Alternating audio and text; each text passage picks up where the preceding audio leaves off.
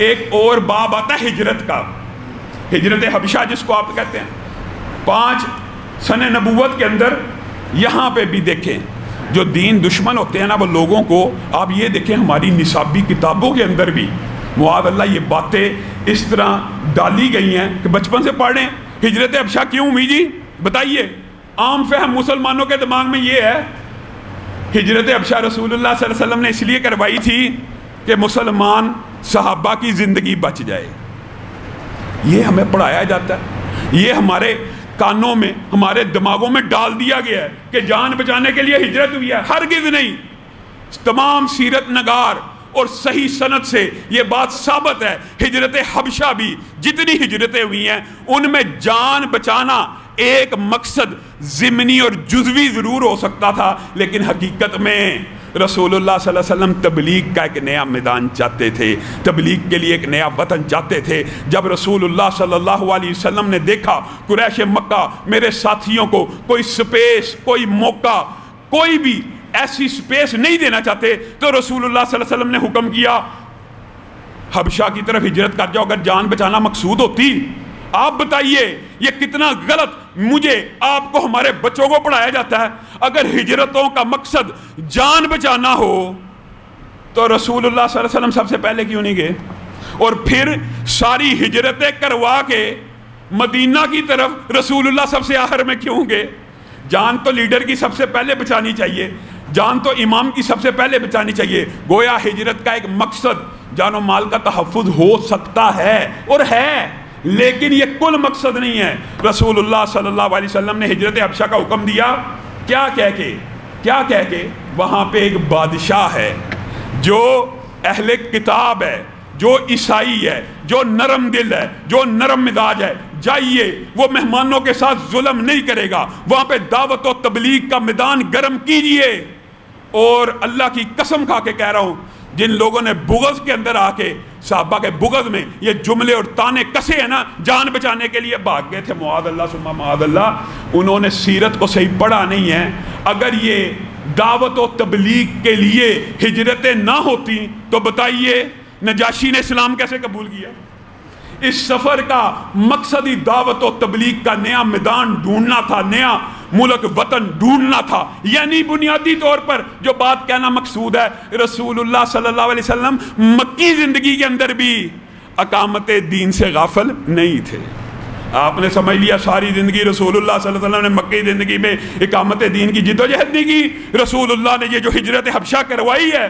یہ ریاست قائم کرنے کے لیے، یہ اقامت دین کے لیے، یہ دین کو کھڑا کرنے کے لیے، میری اور آپ کی یہ جو بہت بڑی ذمہ داری ہے جس سے میں اور آپ آج نظریں چراتے ہیں۔ اقامت دین ہماری زندگی کا مقصد ہی نہیں۔ عبادت کر لو، نمازیں پڑھ لو، پہلے بھی آپ کو کہا اللہ کی قسم کفار کو، مغرب کو، یورپ کو، امریکہ کو، دنیا کے کسی ملک کو آپ کی نمازوں سے کوئی خطرہ نہیں ہے۔ آپ سجدے کریں، آپ صوفی بن جائیں، آپ اللہ کے نعرے لگائیں، آپ ساری رات ذکر کریں، ان کو کیا تکلیف ہے؟ تکلیف تب ہوگی جب آپ میں سے اور مجھ میں سے کوئی بندہ اٹھے گا اور اقامت دین کی بات کرے گا کہ دین کو اپنے اوپر نافذ کیا جائے، دین کو معاشرے پہ نافذ کیا جائے، دین کو معاشرے کے اوپر لاگو کیا جائے، پھر تکلیف شروع ہو جائے گی۔ اصل بات یہ ہے ہجرت حبشہ کا بھی مقصد یہی تھا، اول ہجرت کی۔ اور حضرت یہ بھی بات یاد رکھیے، بات ضمنی طور پہ آئی ہے تو سمجھ لیجئے، رسول اللہ صلی اللہ علیہ وسلم نے مکی دور کے اندر بعض احکامات آپ کو پتہ ہے، آپ سمجھتے ہیں کہ ان میں تعارض ہے، ایسی بات نہیں ہے، یہ حکمت عملی تھی۔ رسول اللہ صلی اللہ علیہ وسلم نے مکی زندگی کے اندر مشرکین کی مخالفت کی ہے اور اہل کتاب سے موافقت کی ہے، اور جب مدینہ چلے گئے تو ارد گرد کون آباد تھے؟ یہودی، اہل کتاب تھے، وہاں جا کے اہل کتاب کی بھی مخالفت کر دی۔ بات سمجھ آ رہی ہے؟ یہ جو بعد آپ کو مسائل نظر آتے ہیں کہ رسول اللہ صلی اللہ علیہ وسلم نے یہ جی بیٹھ کے پانی پینے کا حکم دیا، یہ ابتدائی زندگی کے احکامات ہیں۔ رسول اللہ صلی اللہ علیہ وسلم یہاں پہ جو اہل کتاب کے احکامات، جو عادات اور طوار ہوتی تھی ان کو اپناتے تھے، یہ مشرکین کی وادی تھی، یہاں پہ رسول اللہ صلی اللہ علیہ وسلم رہے، انہوں نے کہا بیٹھ کے پانی پینا چاہیے۔ جب اہل کتاب مدینہ میں شفٹ ہو گئے، دیکھا یہ تو عبادت کا طریقہ ان کا، کھانے کے لیے بیٹھتے ہیں، خاموش رہتے ہیں، رسول اللہ صلی اللہ علیہ وسلم نے بیٹھتے اٹھتے پینے کی اجازت دے دی۔ یہ بات ہے کچھ باتوں میں جو آپ کو ظاہری تعارض نظر آتا ہے، جی یہ ایک حدیث ہے جی بیٹھ کے پانی پینا چاہیے، جی دوسری حدیث میں ملتا ہے حضرت علی نے کہا کہ رسول اللہ کو میں نے کھڑے ہو کے دیکھا، یہ صرف ادوار کا فرق ہے۔ گویا رسول اللہ صلی اللہ علیہ وسلم نے ابتدائی طور پہ جب آپ یہ بات سمجھ لیں گے تو آپ کو اکثر و بیشتر احادیث کے اندر جو بظاہر تعارض نظر آتا ہے حقیقی تعارض نہیں ہے، وہ سمجھ آ جائے گی کہ ابتدا میں رسول اللہ صلی اللہ علیہ وسلم نے اہل کتاب کی موافقت کی ہے مکی زندگی کے اندر، اور مدنی زندگی کے اندر جا کے ان کی بھی مخالفت کر دی۔ کہا نہیں تھا کہ آج کے بعد اگر زندگی میں موقع آیا میں 10 محرم کے ساتھ 9 کا بھی روزہ رکھوں، یعنی مخالفت اہل کتاب کی مدینہ میں جا کے شروع ہو گئی تھی۔ اب دیکھیے اس ہجرت کے اندر اور حبشہ کی دونوں ہجرتوں کے اندر حضرت عثمان اور رقیہ شامل ہیں، رقیہ بنت رسول اللہ صلی اللہ علیہ وسلم۔ حضرت عثمان رقیہ کے ساتھ ہجرت کرتے ہیں، اور یہاں پہ بھی ایک بڑا مشہور تاریخ کا واقعہ سیرت کا، ہجرت ہوئی ہے، کچھ دیر بعد یہ سارے ہجرت کرنے والے واپس آ گئے۔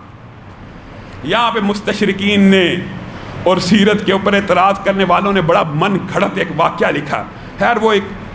معروف بھی نہیں غرانیق کا، کہ معاذ اللہ رسول اللہ صلی اللہ علیہ وسلم نے مشرکوں کے ساتھ کچھ لے اور دے اور کچھ مفاہمت معاذ اللہ کر لی تھی، حتیٰ کہ قرآن پاک کی صریحاً آیتوں کے خلاف یہ موقف مستشرقین نے پیش کیا کہ ہجرت حبشہ سے اتنی جلدی واپسی کیوں ہوئی تھی، کہ اس کی وجہ یہ تھی کہ رسول اللہ کا کچھ ایگریمنٹ کچھ لو اور دو، حتیٰ کہ قرآن یہ کہتا ہے کہ مشرکین جب ان کے پاس آئے اور انہوں نے کہا کچھ ہماری مان لیجئے کچھ اپنی منوا لیجئے، یہ بھی مذاکرات رسول اللہ سے ہوئے ہیں، تو رسول اللہ نے کہا تھا اگر میں اپنی طرف سے ایک بات بھی اللہ کے اوپر کہوں تو اللہ تعالیٰ تو مجھے،